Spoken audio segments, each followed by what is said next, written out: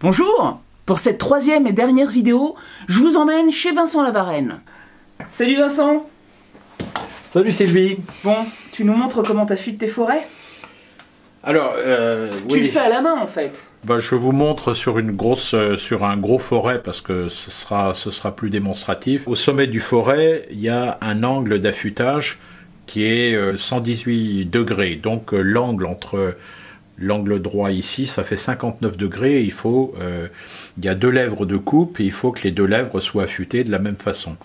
Alors, comment j'obtiens cet angle à main levée, un angle de 59 degrés? Eh ben, je reproduis l'angle existant. C'est-à-dire, je commence par mettre mes doigts à une distance, à la distance qu'il faut, dans l'axe, et je tourne jusqu'à ce que je sois... Voilà, et ensuite, que tu touches, en fait. et ensuite, je vais refaire le truc. On verra après parce qu'il faut faire une dépouille derrière. Donc, on fait un premier affûtage, on tourne, on fait le deuxième affûtage. On s'arrange surtout pour faire un affûtage avec deux lèvres égales de façon que le forêt reste centré et que ça provoque pas des vibrations lors du... Mais à main levée, c'est pas un peu risqué que ce soit pas centré? Non, parce que on le reprend et puis on mesure donc au quart de millimètre et on est c'est largement suffisant. On te regarde. Je le mets dans l'axe et ensuite je le tourne jusqu'à ce que ce soit parallèle. Je cherche l'angle minimum.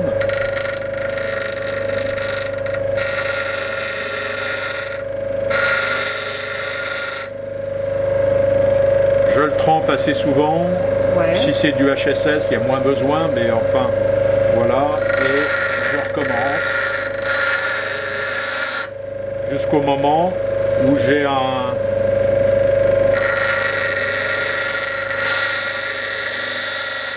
une facette régulière et continue. Je vais faire le même angle, si c'est pas 118 degrés, etc. C'est pas très grave, je le tourne, j'aurai le même angle. Mais en réalité, il faut aussi que tu enlèves la même quantité de matière. Il faut que j'enlève la même quantité de matière, absolument, ça c'est important. Maintenant, je vais mesurer, je pense que j'ai augmenté un peu l'angle, ce qui me paraît pas, pour mes usages, moi, c'est pas très important. Et je vais mesurer la première arête, je mesure la deuxième. Ça tombe pile, mais bon, s'il y en a une qui est un peu plus grande, eh ben, ma foi, bon, on recommence. Ça, c'est la première phase. La deuxième phase, c'est qu'ensuite, il va falloir meuler ce qui est en arrière ici, de façon qu'il y ait une dépouille suffisante pour que le copeau, qui va être plus important ici, ça va enlever davantage de bois en périphérie qu'ici, il faut que le copeau puisse s'évacuer, et donc il ne faut pas que ça racle. Je reprends le même angle. Donc je me mets plus haut que ça n'était, je garde le truc bien perpendiculaire. Et tu redescends, ok. Et je redescends. Voilà, je tourne, je mets l'angle, donc l'angle de 59 degrés.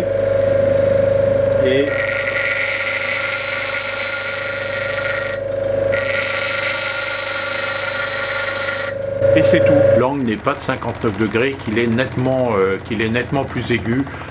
Pour du bois, moi je perce essentiellement du bois. Pour du bois, ça n'a aucune importance. Pour de l'acier, ça va être un truc peut-être un peu agressif qui aura tendance à se bloquer, mais... D'accord, ouais, c'est vrai. On va faire un essai. Alors, on va faire l'essai. T'en affûtes un autre? J'en affûté un autre.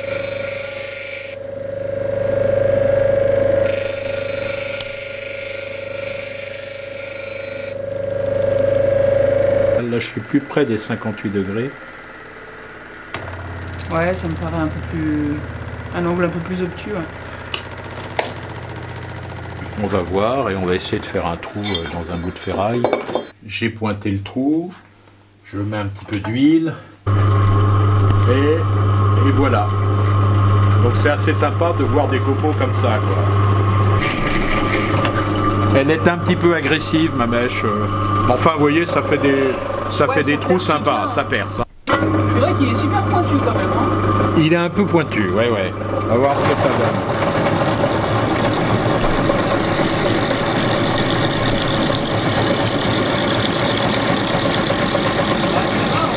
fait du beau coco. Quand ça fait des jolies spirales comme ça, je me méfie parce que comme il est très agressif, il est un peu trop pointu. Quand ça perce, généralement, ça... Quand ça perce, souvent le forêt se coince. Hein. Voilà ce qu'on obtient. Moi, je trouve que c'est pas trop mal. Hein. Bon, c'est pas hyper épais, mais le bord, il est assez droit. Là, on voit une bavure au fond, mais c'est... Franchement, c'est pas mal du tout. Donc ça, c'est du contreplaqué.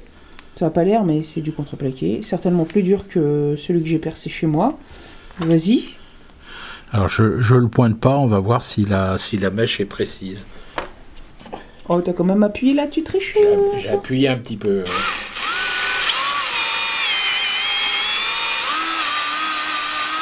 C'est une mauvaise humeur, hein. Je peux essayer, moi.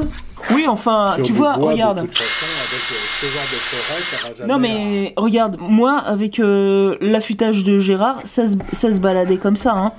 Là... Ah, ça se balade un tout petit peu. Mais que dalle, hein. Non, franchement, c'est bien. Hein. Conclusion de cette série de 3 vidéos. D'abord, grande nouvelle, vous pouvez affûter vos forêts. Je pense qu'il y en a déjà parmi vous qui ne le savaient pas. Moi, je le savais pas il n'y a pas si longtemps que ça. Ensuite, si vous n'avez pas une exigence très poussée, vous pouvez très bien les affûter à la main. Et je vous le conseille d'ailleurs. Normalement, dans les règles de l'art, si vous voulez faire un trou de 10 mm, vous prenez un forêt de 10 mm et vous allez percer directement le trou à la bonne taille. Mais pour ça, il vous faut un forêt affûté parfaitement. Soit c'est un forêt neuf, soit c'est un forêt que vous avez affûté avec le Tormek par exemple. Là, ça vous laisse des arêtes de crête parfaite, des angles là où il faut, un centre qui vous permet de percer sans aucune difficulté et une dépouille qui vous permet d'évacuer les copeaux comme il faut. Résultat, vous vous retrouvez avec un forêt certainement plus affûté que à la sortie de l'usine, parce que là, il a été vérifié par un être humain, pas une machine. Sinon, je vous conseille très fortement de faire comme Vincent. Vous faites un affûtage à peu près, et puis, comme la plupart des gens le font déjà, vous commencez par un petit diamètre et vous élargissez au fur et à mesure. Bon, votre forêt ou vos forêts vont vieillir un peu plus rapidement, mais vous n'aurez pas dépensé des 1000 et des 100. Bien souvent, en plus, ces outils-là ne font qu'affûter les furets. Les furets. Et franchement, ils le font vraiment pas bien. Vous verrez, ils fonctionnent la plupart du temps sur le même principe. J'en ai même vu qui coûtent plus de 450 €. Donc franchement, ça vaut vraiment pas le coup. Comme toujours, si la vidéo vous a plu, likez-la, partagez-la, laissez-moi un commentaire et abonnez-vous si ce n'est pas déjà fait. À bientôt!